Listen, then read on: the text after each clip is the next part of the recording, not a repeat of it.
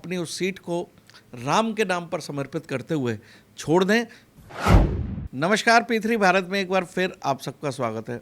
दोस्तों, आपने अपने देश के लोकसभा चुनाव 2024 के रिज़ल्ट में, चाहे किसी भी तरह का रिज़ल्ट आया हो, लेकिन एक रिज़ल्ट डाइजेस्टेबल नहीं है और देश की जनता उसको स्वीकार नहीं कर पा रही है कि अयोध्या जैसे एरिया में फैज़ाबाद लोकसभा सीट बीजेपी के द्वारा हार जाना, ये हर एक व्यक्ति के दिमाग में और हर एक को परेशान कर रहा है।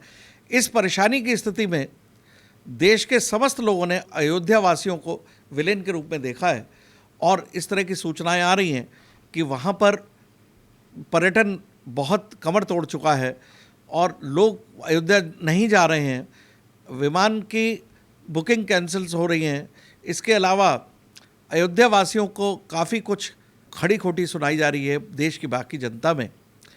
और अयोध्या की जनता का बहिष्कार किया जा रहा है। तो यदि आप देखें तो ये बहिष्कार अयोध्या की जनता के साथ साथ अयोध्या के प्रतिनिधि का भी बहिष्कार है कि उस व्यक्ति ने एक ऐसी पार्टी से जीत हासिल करने की कोशिश की है जो कि मुस्लिम तुष्टीकरण की राजनीति करती है और राम की स्थिति को नकारती है। ऐसी स्थिति में मुझे लगता है कि अवधेश प्रसाद अभी इस्तेमाल किए जा रहे हैं राहुल गांधी और अखिलेश यादव के द्वारा, लेकिन उनकी बॉडी लैंग्वेज से लगता है कि वो कुछ असहज सा महसूस कर रहे हैं, क्योंकि जिस तरह की आलोचना और जिस तरह का उनको कटाक्ष सहने को मिलते हैं, उससे मुझे लगता है कि आने वाले समय में उपचुनाव होने जा रहे हैं। यदि उपचुनाव की सीट में जिस समय वो विधायक के पद से जीते थे, यदि बीजेपी उस कॉन्स्टिट्यूंसी से जीत जाती है तो निश्चित रूप से अवधेश प्रसाद पर एक मॉरल प्रेशर बनेगा और देश के सारे हिंदू उनको विलेन की तरह से देखते हैं। ऐसी स्थिति में उनको आत्मग्लानि हो सकती है और आत्मग्लानि होने के साथ साथ वो पश्चाताप के करते हुए हो सकता है कि वो सीट छोड़ दें और फिर से चुनाव होने की स्थिति आ जाए। तो ऐसी स्थिति में जो पूरे देश की भावनाओं में चोट लगी है, उन भावनाओं पे अवधेश प्रसाद मरहम लगा सकते हैं और अवधेश प्रसाद अगर ऐसा करते हैं तो मैं समझता हूँ उनकी प्रसिद्धि जो अभी नेगेटिव फेस में जा रही है, उनकी प्रसिद्धि हिंदुओं के बीच में एक ऐसी स्थिति बन सकती है कि वो निर्दलीय होते हुए भी वो सीट जीत सकते हैं और रामलला के समर्पण में ये कार्य कर सकते हैं। मुझे लगता है कि अवधेश प्रसाद को ये बहुत बात जल्दी से समझ आ जाएगी कि उन्होंने जो जीत हासिल की है वो एक रूप से उनकी भगवान राम के प्रति समर्पण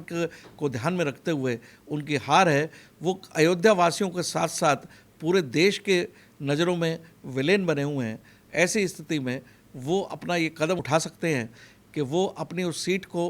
राम के नाम पर समर्पित करते हुए छोड़ दें, जिससे कि पूरा देश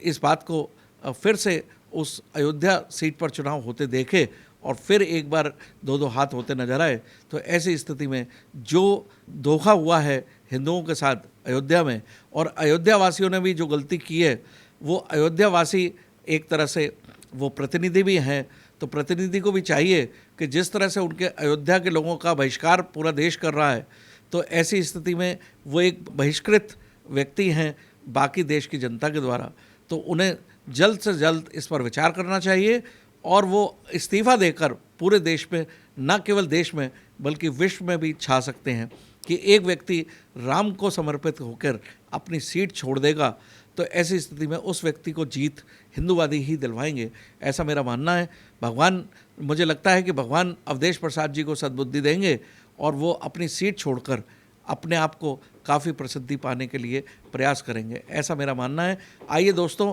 आप सबकी भी ये कामना होनी चाहिए कि अवधेश प्रसाद इस बात को समझें। यदि वो हिंदुओं के प्रति उनकी श्रद्धा हो और राम के प्रति श्रद्धा हो तो उन्हें ये सीट राम को समर्पित करते हुए छोड़ देनी चाहिए। धन्यवाद।